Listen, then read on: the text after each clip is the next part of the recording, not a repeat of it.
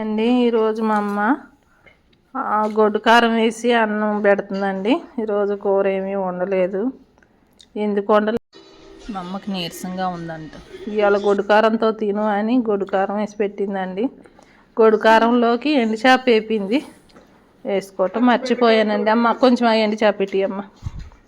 ఎండు చేప అమ్మ ఎండు చేప గిన్నె కూడా పట్టుకోదంట. ఇదిగోండి ఎండు చేపలు 2. ఈ కారం చూస్తుంటేనే నోరు ఊరిపోతుంది. ఈ కారం తిన్నాక ఉంటుంది నాకు.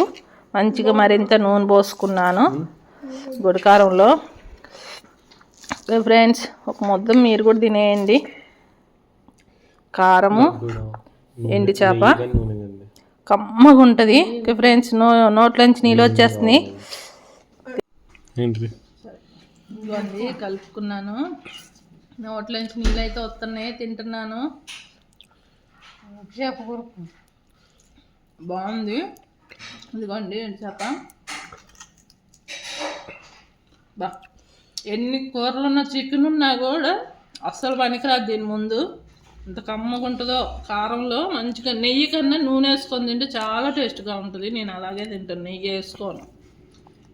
దీన్ని చూడగానే బాగా ఆకలి వేసేస్తుంది. తింటున్నా. ముళ్ళుతో సహా నవ్వులేస్తాను. ముళ్ళు తీసుకోను, గుచ్చుకోవు. వేపిన చేపలు కదా, గుచ్చుకో, బాగుంటాయి. మీరేం తిన్నారు? అంత కమ్మగుందో. ఇట్లుంటే కారం పల్లి అన్నం తినొచ్చు, కానీ తిన్న తర్వాత ఉంటుంది ఇక అసలు చెప్పలేం.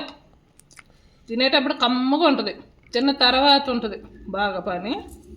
మరి వాటి కోసం కొబ్బరి బొండాలకు పోవాలి, మజ్జిగ తాగాలి. ఫ్రెండ్స్, తిన్నాను సేపు అయితే కమ్మగా ఉంది, బాగుంది.